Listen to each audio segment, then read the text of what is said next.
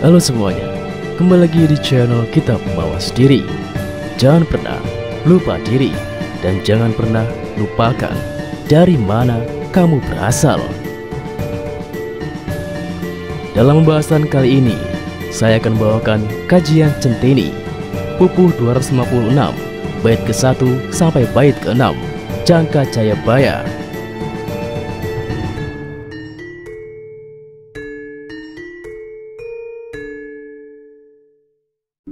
Prolog. Alkisah perjalanan Raden Cebolang sampai di Wanakarta. Oleh Ki Wanakarta diceritakan tentang sejarah kerajaan Mataram. Kebetulan di situ kedatangan Ki Sali dari Solo. Beliau sangat paham tentang jangka atau ramalan tentang tanah Jawa. Ki Sali menuturkan Jangka Jayabaya kepada Mas Cebolang dan 4 santrinya. Seperti inilah penuturannya. Sang Prabu Jayabaya dan Maulana Alim Samsuzain. Pupuh 256 bait ke-1 sampai bait ke-6. Gambu. Petikan serat Centeni tentang Jangka Jayabaya. Ketika Sang Prabu Jayabaya berkeraton di Kediri, ketemuan seorang pendeta dari negeri Rum bernama Maulana Alim Samsuzain sungguh unggul. Alkisah, ketika Sang Prabu Jayabaya berkeraton di Kediri, beliau kedatangan tamu dari negeri Rum. Letak negeri Rum adalah di Turki sekarang. Kata Rum itu sendiri berasal dari kata Romawi yang ibu kotanya di Konstantinopel. Negeri Romawi kemudian ditaklukkan Turki Osmani dan ibu kotanya diganti nama Istanbul. Kalau di Jawa dilafalkan Stambul. Kebesaran negeri Romawi melegenda sehingga Turki Osmani pun di tanah Jawa juga dikenal dengan nama Rum. Maulana Alim Samsuzain, demikian nama tamu dari negeri Rum tadi. Seorang pendeta pilihan yang banyak ilmu dan pengetahuannya. Pendeta di sini yang dimaksud adalah ahli agama, tuntas dalam segala pengetahuan, mumpuni dalam ilmu, terkenal dalam meramal, menetas, menetes, sempurna dan tepat, mengetahui sebelum diberitahu, sudah terlihat nyata.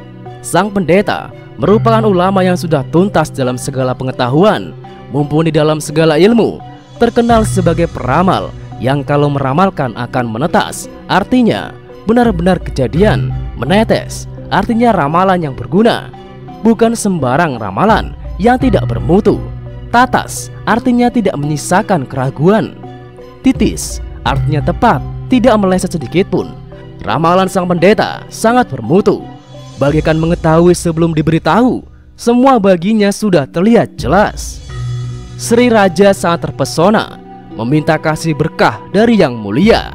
Tanda berguru kepada sang pendeta, makna dari pengetahuan luhur, membuka kegaiban dari Tuhan yang maha melihat. Sang Prabu Jayabaya sangat terpesona dengan pengetahuan sang pendeta Alim Samsuzain. Lalu dengan sangat meminta belas kasih sang pendeta agar dapat berguru kepadanya, agar dapat mengetahui pengetahuan luhur, makna dari kegaiban dari Tuhan yang maha melihat, yang menjadi rahasia Tuhan yang Maha Agung, rahasia pengetahuan isyarat yang sudah disebut ada di dalam kitab Musarar semuanya, ramalan yang bakal terjadi, yang selama ini menjadi rahasia dari Tuhan yang Maha Agung. Rahasia itu berupa pengetahuan isyarat yang hanya mampu dipahami oleh orang-orang yang tercerahkan atau ulul albab. Semua sudah dituangkan dalam kitab Musarar tentang apa yang akan terjadi. Sangat langka orang yang mengetahui isi kitab Musarar ini. Maulana Alimun Samsuzain adalah salah satunya. Kini ulama besar itu berkenan mengajarkan kepada Prabu Jayabaya. Demikian, Sang Prabu Jayabaya hati sangat senang. Tak ada tercecer pelajaran yang diterima. Semua sudah tercakup, tertanam, ada di dalam sanubari. Frasa ngumala merdu, kami kurang paham artinya. Kalau di sini kami terjemahkan sebagai sangat senang. Itu hanya perkiraan saja. Prabu Jayabaya sangat senang hati karena pelajaran dari Maulana Alimun Samsuzain tidak ada yang tercecer. Semua sudah tercakup dan tertanam dalam sanubari, menjadikannya ilmu sehingga sang Prabu dapat sepenuhnya memahami pelajaran yang beliau terima. Selesai pengajaran, Sri Raja Jayabaya sudah menerima anugerah pengetahuan isyarat, berkehendak menuliskan ramalannya tentang tanah Jawa yang terjadi. Oleh karena sudah sangat menguasai pelajaran tersebut, maka Sri Jayabaya sudah dapat menerapkan ilmu barunya tersebut untuk melihat jangka atau ramalan yang akan terjadi di tanah Jawa. Jangka atau ramalan itulah yang akan diuraikan dalam bait-bait berikut ini. Nantikan kajian selanjutnya.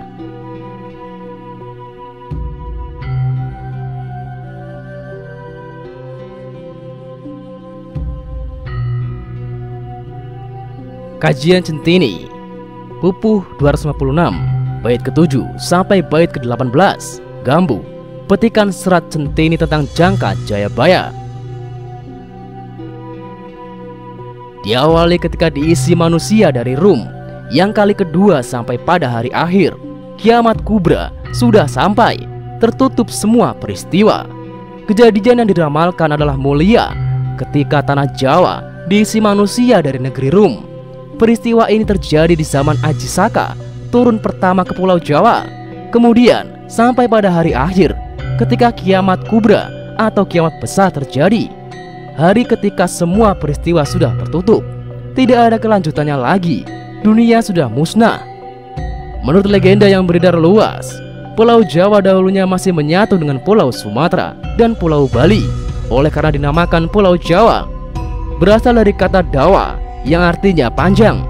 Referensi klasik pernyataan ini dapat dilihat antara lain di dalam serat Pustaka Raja. Dikisahkan bahwa sebelum dihuni manusia, Pulau Jawa telah ada penghuninya, tetapi berupa brekasakan. Segala upaya untuk menghuni Pulau Jawa selalu gagal karena kalah bertarung dengan para brekasakan tadi. Baru setelah Aji Saka turun tangan, manusia berhasil menghuni Pulau Jawa. Inilah awal kejadian yang bermaktub dalam ramalan Sang Prabu Jayabaya. Kinario dibuat pembagian tri atau tiga, zaman atau zaman, kung atau besar. Dibuat pembagian dalam tiga zaman besar. Dari rentang waktu yang disebutkan tadi, peristiwa-peristiwa yang terjadi dibagi dalam tiga zaman besar. Zaman yang pertama dikatakan disebut zaman Kaliswara. Itulah zaman keluarnya bunyi-bunyian. Zaman besar pertama disebut zaman Kaliswara. Di zaman ini ditandai dengan keluarnya bunyi-bunyian. Kata Kaliswara sendiri berasal dari kala dan suara. Kala artinya waktu atau zaman, suara artinya suara. Adapun laman selama 700 tahun matahari sama dengan 700 tahun atau bulan. Di dalam zaman itu banyak suara aneh-aneh. Lama dari zaman besar itu selama 700 tahun dalam kalender matahari atau 721 tahun kalender bulan. Dalam tahun itu banyak suara yang elok-elok, yakni suara yang aneh-aneh yang tidak lazim terdengar. Oleh karena itu disebut sebagai zaman Kaliswara, yakni masa ketika ada suara-suara. Kumandang jagat raya sering ada terdengar suara guntur, gempa bumi bergetar, langit gelap berkilat-kilat karena banyak manusia mulia keras bertapa agar unggul. Pada zaman ini sering ada suara-suara yang menakjubkan, elok-elok sehingga membuat ngeri. Guntur bersahutan, gempa bumi membuat tanah bergetar, dan langit gelap dengan kilat-kilat saling menyambar. Semua itu terjadi karena banyak manusia mulai keras bertapa agar menjadi manusia unggul. Kesulitan berkehidupan di zaman itu membuat manusia rajin berusaha menghubungkan diri dengan kekuatan adikuasa yang menguasai jagat raya, sehingga muncullah gara-gara atau bencana besar. Serta banyak dewata turun tanpa perlengkapannya, turun ke alam dunia menjadi raja kadang kehendaknya menjadi Brahmana agar tercapai keselamatan dari semua manusia. Banyak pula dewata yang turun dari kahyangan tanpa perlengkapan kedewataan, menyamar sebagai raja atau Brahmana. Mereka ikut campur tangan pada kehidupan dunia agar tercapai keselamatan bagi semua orang. Zaman Madhya dikatakan disebut zaman Kali Yoga. Itu artinya keluarnya tumbuh-tumbuhan, yakni 700 tahun matahari terjadinya. Selepas zaman besar pertama, yakni zaman Kaliswara, datanglah zaman Madhya atau zaman pertengahan yang disebut dengan nama zaman Kali Yoga. Lamanya sama dengan zaman pertama. Selama 700 tahun dalam sistem kalender matahari. Di zaman ini, tumbuh-tumbuhan muncul atau beranak pinak, maka disebut dengan zaman Kali Yoga. 721 dalam tahun bulan di dalam zaman itu. Sering ada perubahan terbelah buminya menjadi pulau-pulau. Lama zaman ini dalam hitungan kalender bulan selama 721 tahun.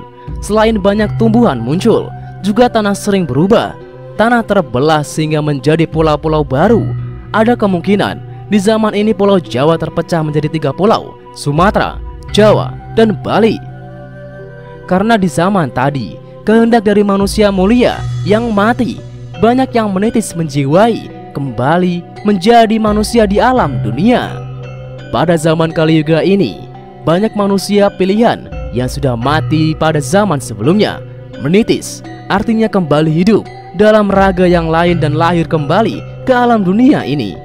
Konsep menitis adalah konsep agama Buddha. Memang pada saat itu, agama yang dipeluk sebagian besar penduduk tanah Jawa adalah agama Buddha.